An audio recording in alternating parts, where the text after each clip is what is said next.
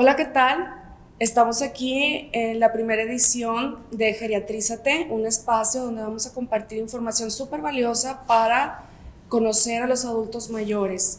Está aquí con nosotros el doctor Jorge Escobedo, el cual ahorita le voy a ceder la palabra para que nos diga pues su semblanza.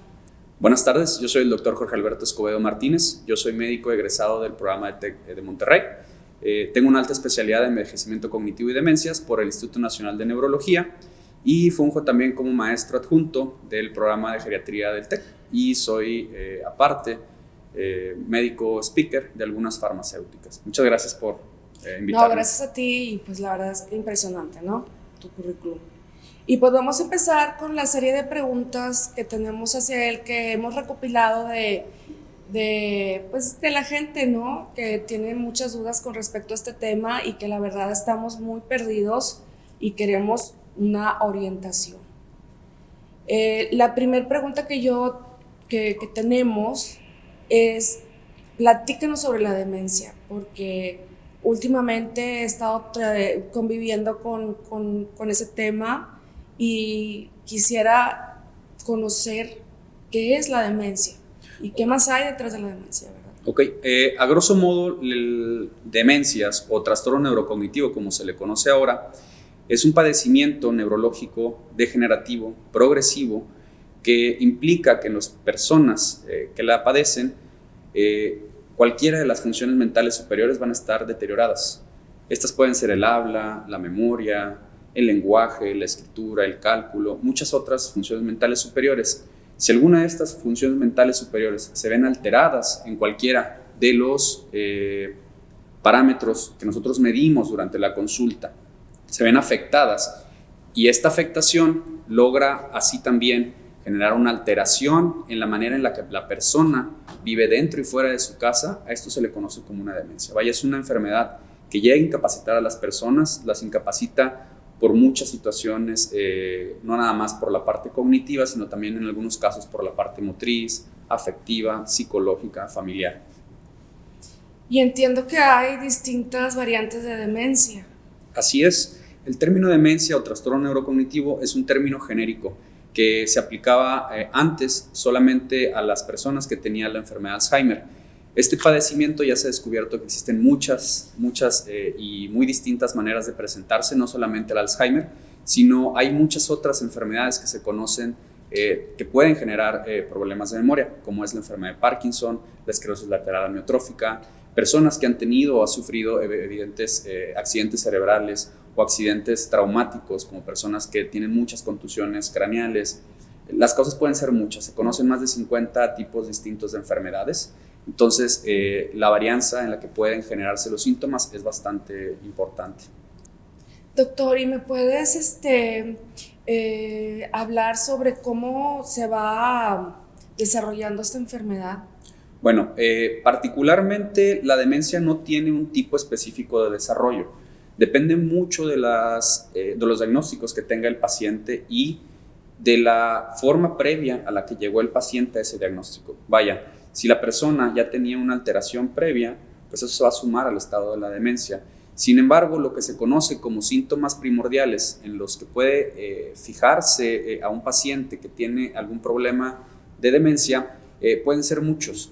Las más comunes o las que más vemos por orden de aparición son los síntomas asociados al Alzheimer, los problemas de la memoria a muy corto plazo, la memoria inmediata, las alteraciones en la memoria a largo plazo después, pero también los pacientes pueden exhibir alteraciones en los cuales el paciente pudiera tener problemas para organizarse en el tiempo y en el espacio y perder esta noción del tiempo y del espacio. Entonces el paciente puede tener problemas para reconocer en qué día está, el paciente puede tener problemas para saber en dónde se encuentra, el paciente puede tener problemas inclusive para saber cómo acceder a ciertos sitios a los que él era familiar. Vaya, se pierden en lugares que les eran conocidos. El paciente puede tener también inclusive fallas para realizar tareas que previamente ya sabía muy bien y que eran aprendidas desde jóvenes y que se realizaban durante muchos años. El paciente puede empezar a perder la capacidad para realizar estas tareas.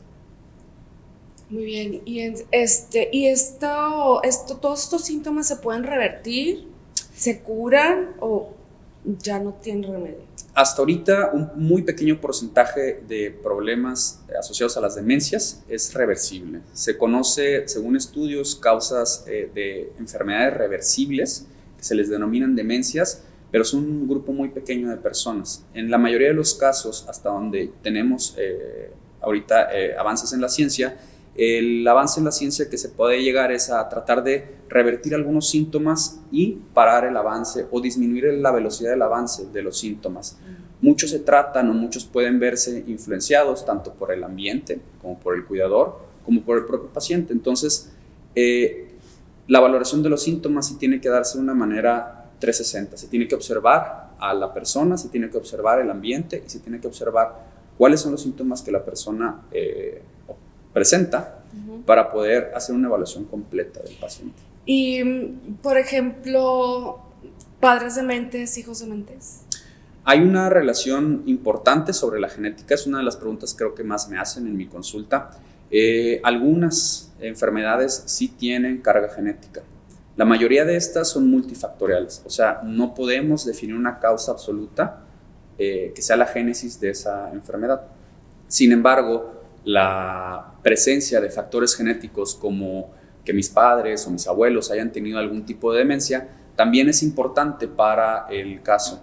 En el Alzheimer, sobre todo, entre más corta sea la edad de aparición, o sea, entre más joven, debajo de los 70, es más la probabilidad de tener una carga genética importante. Y en otras enfermedades como la demencia frontotemporal, también se cree que aproximadamente un 30% de los pacientes tienen alguna carga genética o algún gen que pueda predominar sobre los otros que haga o cree en esa persona el padecimiento. Jorge, y una vez que se le diagnostica a la persona demencia en sus diferentes variantes, ¿cuánto viven las personas? ¿Cuál es la expectativa de vida? Claro, esa es una pregunta que se puede contestar de muchas maneras. Esta pregunta pudiera contestarse también desde qué tan pronto se hizo el diagnóstico, porque hay diagnósticos que llegan ya muy avanzados o personas que llegan con un padecimiento ya muy avanzado. Entonces, esto va a cambiar mucho la expectativa de vida. Eso es algo que yo siempre les explico a los familiares. Segundo, también no hay que quitar las comorbilidades o enfermedades que ya tenga el paciente previamente, porque esto sí va a impactar al final de cuentas en la sobrevida del familiar o del paciente que está en la consulta. Es una pregunta también algo difícil de contestar, porque dependiendo de la patología se tienen expectativas de vida distintas. Por ejemplo, yo cuando estudié medicina, que no fue hace tanto tiempo, pero ya es una década al menos de vida, la expectativa de vida de la enfermedad de Alzheimer se decía que era entre 5 a 7 años. Hoy por hoy se conoce que con cuidados adecuados, consultas adecuadas, medicamentos adecuados, la sobrevida puede llegar a ser hasta de 12, 14, 15 años en un paciente con enfermedad de Alzheimer. Hay otras enfermedades, como las enfermedades rápidamente progresivas, que son demencias que cursan todo su cuadro clínico hasta la muerte en menos de un año. Entonces, sí depende mucho el tipo de padecimiento que estemos observando, nos va a decir qué tanta puede ser la supervivencia del paciente o no. Obviamente hay factores económicos y hay factores también poblacionales, factores propios del paciente que también van a influir en la respuesta de esta pregunta. Doc, ¿nos puedes platicar sobre las estadísticas de demencia entre la población mexicana? Bueno, esa es una pregunta súper importante. ¿Por qué es importante? Porque México es un país que se conocía de jóvenes, ¿sí? Hasta el 2018 se rompió lo que le conocemos como bono epidemiológico o bono estadístico. ¿Sí? ¿Qué significa esto? Que tenemos el mayor número de personas jóvenes en un dado número de años, ¿sí? O sea que a partir de aquí en adelante, México se va a empezar a ser un país de personas más grandes cada vez, ¿sí? Esta torre que estaba invertida, que estaba como una pirámide normal, se va a empezar a invertir, por lo cual los números van a ir creciendo cada vez más. Se cree que aproximadamente hay un diagnóstico de enfermedad de Alzheimer cada minuto en el mundo. Eso es un diagnóstico súper importante, y en México se cree que aproximadamente puede haber entre 1 millón a 1,5 millones, 2 millones de personas sufriendo algún tipo de padecimiento asociado a alguna demencia. Pues bueno, los invito a que nos den like y que nos manden todas sus dudas y preguntas al buzón, ¿ok? Bueno, doctor, dígame por favor, ¿qué siente el paciente cuando está en pleno que está perdiendo esa parte y él no sabe qué es lo que está sucediendo, ¿no? Claro, claro. Esa es una pregunta que sí es bastante importante. Es bastante importante, ¿por qué? Porque nos sitúa en dónde está el paciente, nos sitúa qué es lo que va a sentir la familia también y nos sitúa cuál va a ser el procedimiento a cómo actuar con el paciente y a cómo conllevar este diagnóstico de aquí en adelante. Las personas con el diagnóstico de demencia o con trastorno neurocognitivo sienten todo. Pueden tener muchas veces un juicio preservado en unas etapas iniciales. Pueden ser inclusive partícipes de algunos problemas o algunas situaciones que se lleven por la falta de pericia o por los propios déficits que ya se estén formando en la persona. Esto, en las etapas iniciales, el paciente puede darse cuenta de que está fallando. Esto le genera mucho estrés, mucha ansiedad, problemas personales, problemas inclusive de autoperspectiva de hacia dónde va su vida, si en realidad esto ya es el final o si esto es un cambio o qué es esto. Muchas veces esto es lo que lleva a los pacientes a consultar, pero también muchas veces, inclusive creo yo por la forma de ser del mexicano, los lleva también a retraer esos sentimientos y a enfrascarse en uno mismo y a decir, bueno, pues tal vez esto no es nada, tal vez esto no tiene nada que ver con mi salud. Sin embargo, el paciente puede ser consciente de todos los síntomas que le están pasando en una etapa muy temprana. En etapas intermedias o avanzadas, el paciente cursa con un problema que es propio también de la mayoría de las enfermedades asociadas a la demencia. Algo que es la falta del awareness o la falta del insight que tiene la persona para saberse enfermo.